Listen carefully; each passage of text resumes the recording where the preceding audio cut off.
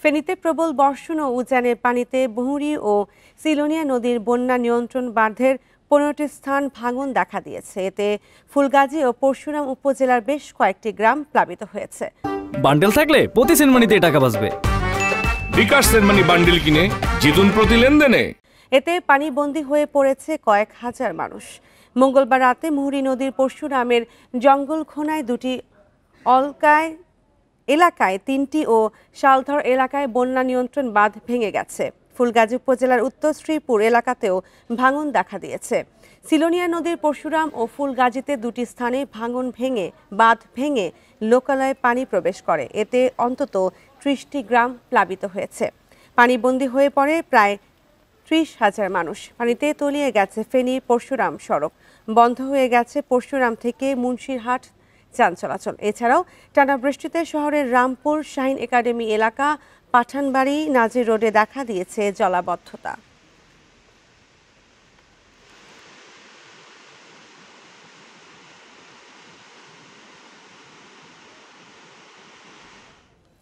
ফেনীর আরো খবর জানাতে যুক্ত হচ্ছেন সহকর্মী সমীর উদ্দিন। সমীর, ফেনীর সার্বিক অবস্থা এখন কেমন, কি দেখছেন? আমি এখন দাঁড়িয়ে আছি ফেনী পরশুরাম যে আঞ্চলিক মহাসড়ক আছে সেখানে।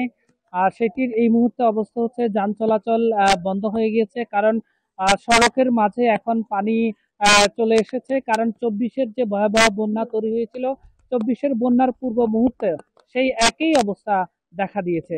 আজও সেরকম অবস্থা দেখা দিয়েছে। তবে পানি উন্নয়ন বোর্ড বলছে বা সিলোনিয়া এবং মুহুরী নদীর যে পানি বিপদসীমার যে 100 সেন্টিমিটারের নিচে এখন বিপদসীমার উপরে রয়েছে 100 সেন্টিমিটার এখন পানি আছে। তো এখানে প্রায় দুটি নদীর 15টি স্থানে ভাঙনের ফলে এখানকার প্রায় 15টি গ্রাম এখন প্লাবিত হয়েছে, যেখানে প্রায় 30,000-এর বেশি মানুষ এখন পানি বন্দী আছে। তো এছাড়াও যে এদের কাজ এই ফুলগাজী এবং পরশুরামে প্রায় 131টি যেখানে মানুষদেরকে নিরাপদ নেওয়ার ব্যাপারে জেলা প্রশাসনের পক্ষ থেকে তোড়জোড় করা হচ্ছে। পানি উন্নয়ন বোর্ড বলছে যে জায়গাগুলোতে ভাঙন হয়েছে সেই জায়গাগুলোতে মেরামতের জন্য প্রস্তুতি নিয়েছে।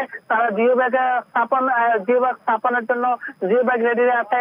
অন্যান্য সরঞ্জামাদি যেগুলো সেগুলো তারা রেডি করছে। তবে মুহুরী এবং সিলোনিয়া নদীর আরো বেশ কয়েকটি জায়গায় ঝুঁকিপূর্ণ রয়েছে। সেখানেও হয়তো যদি এইভাবে বৃষ্টি অব্যাহত থাকে তাহলে যে কোনো মুহূর্তে আরো কয়েক জায়গায় ভাঙন দেখা দিতে পারে। স্থানীয়রা বলছে যে শালধর এলাকায় যে জায়গাতে ভাঙন হয়েছিল সেখানে মেরামত না করার কারণে এই ভাঙন স্থান দিয়ে আবার পানি এসে বন্যা কবলিত হয়েছে। তো স্থানীয়রা বলছে যে পানি উন্নয়ন বোর্ড যদি দ্রুত একটি ব্যবস্থা না করে তাহলে মানুষের দুঃখ থেকেই যাবে। তারা চান এখানে একটি টেকসই বেড়িবাঁধ নির্মাণের। আপনাকে ফেনী সার্বিক পরিস্থিতি নিয়ে কথা বলছিলেন সমীর উদ্দিন।